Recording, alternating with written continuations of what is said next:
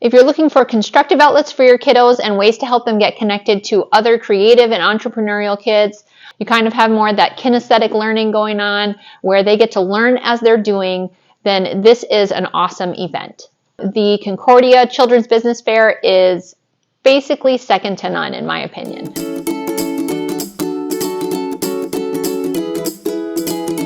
This event takes place every spring on the junior senior high Concordia campus. It's basically just south of the south edge of Bennington. So this interview with coordinator Mrs. Kayla Marty is brought to you by my free printable moving checklist, which you can find the link down in the description, so make sure you don't leave without that today. If you're getting ready for a move, you want to make sure that you have one place that you can go to with all of your moving needs. Changing utilities, forwarding your mail, making sure that you have all those crucial supplies that you're going to want to have the day of your move. Not to mention, my favorite part, clickable links to each of those services that you're going to want to get changed over, including the various utilities in the area. Now here's that interview with Mrs. Kayla Marty on the Concordia Children's Business Fair. I am excited to be coming to you today from Concordia Junior Senior High School, and I am here with Kayla Marty, the founder and originator of the Concordia Children's Business Fair, which my kids participated in. It was it just 2 weekends ago? Just this past weekend. Oh my gosh, this has been a long week. We're going to talk about how the fair got started and also how you can get involved and how you can help your kids to develop their entrepreneurial spirit. So welcome and thanks for joining me. Thank you. Thanks for having me. Yeah, no, my pleasure. So tell me a little bit about how did this get started? Yeah, so I am a teacher by trade. I love helping kids learn, but I know that experience is such a big teacher. And so I kind of heard about a little business fair once. I was like, oh, we got to do one. So it's grown in the past few years. We started out with about 20 some businesses. Oh my gosh. And this past year this is our 4th year, and we now have over 100 businesses represented. Oh my gosh, that is amazing. Yes, and when we were here, this whole gym behind us was packed with tables and customers for all the kids, and then also the commons area on campus was full of a whole other bunch of tables, and so it was really busy, and it was so fun to see just the diversity of businesses, like all different types of snacks, and there was like a Hawaiian luau drink stand that I thought was so creative, and all kinds of knickknacks and jewelry and all kinds of different things. So it was exciting to be here for that. And it just looks very different. It looks very empty right now. You spoke a little bit to it already, but how would you describe the purpose of the fair? Like, what are you guys trying to accomplish? Yeah, absolutely. We're trying to help kids learn, right? And like I said, experience is a great learner. And my favorite part about this event is no matter who gets involved in this event, they're going to learn. So whether it's communication skills, whether it is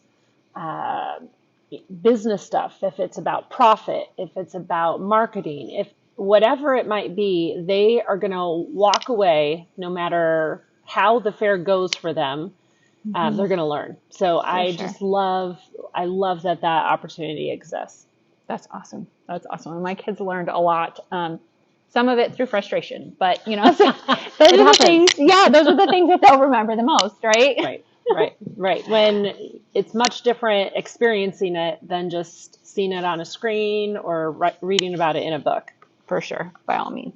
What expenses did the kids need to plan for as they're getting ready for the fair? So my favorite thing about this, our Concordia community has been super on board with this and sees the value in it. It is free for anybody and everybody to participate in this. We want to make it super accessible. That's awesome.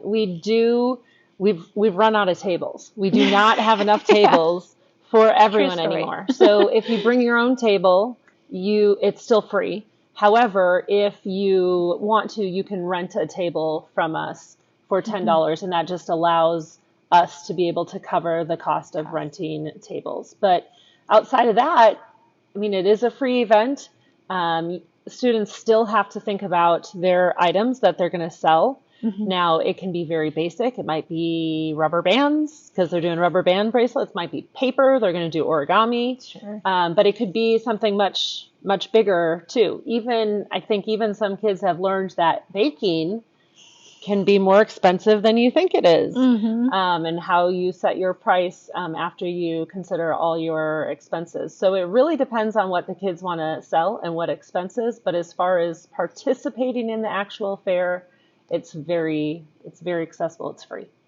We had some good conversations around, okay, well, next year, if we're going to do cake pops, well, what do you have to pay for? You need the wrappers, you need the sticks, you need the ingredients, you know, how are you going to set up your table? A lot of them had some really neat signs that you could tell, you know, were ordered or, you know, manufactured. So it was just neat to see different variety of stuff. And another thing I think a lot of kids learn is that time. How long it takes you to make something also has to be incorporated into, you know, how much you charge, because if something takes you super long to make, you got to make it worth your while a little bit. So kind of understanding pricing a little bit, it happens. They learn. So how do businesses go about supporting the fair and what Concordia is doing here for young entrepreneurs? Yeah, we do need support from local businesses to be able to provide this. We have some fabulous businesses that have chipped in all 4 years, which has been great to see. But financial support just covers things like we try and do a little bit of advertising, not a ton, but a little bit, and it helps cover that. Some other just maintenance and printing costs, and for that program that gets handed out. The program that gets printed. We have security. We want it to be a safe event for everyone, so we pay for security to be here as well. So it's not a super expensive event, but there are still costs associated. Sure. Yes, with more support, we can get a better reach out into the community and let them know about the event, which we want to do. So can I add one more thing? Sure, yeah. And just if businesses, one of the best ways businesses, even without donating a dime, if they will just promote the fair, maybe tell their clients about it, maybe tell their coworkers about it, maybe encourage someone from their business to come check it out. I mean, local businesses are obviously supporters of entrepreneurs. I mean, they are living it. So it's a gem of an event. I think once people come and experience it, they're kind of like, wow, I didn't know this existed and we can be a part of this. So we would love just the support of attending too. Yeah, that's awesome. Thanks for sharing that, Keith.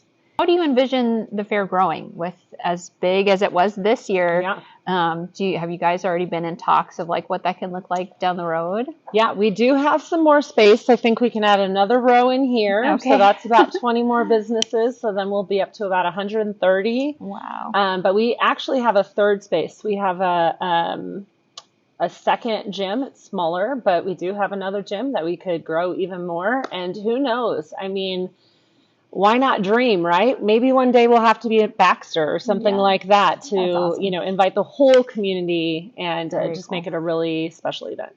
That's a big dream. That's not a reality. It's in not any way. Impossible. With entrepreneurial spirit, it's not impossible, right? Just a dream. For sure. I guess after having done this for a few years now, what advice would you offer for incoming kid businesses?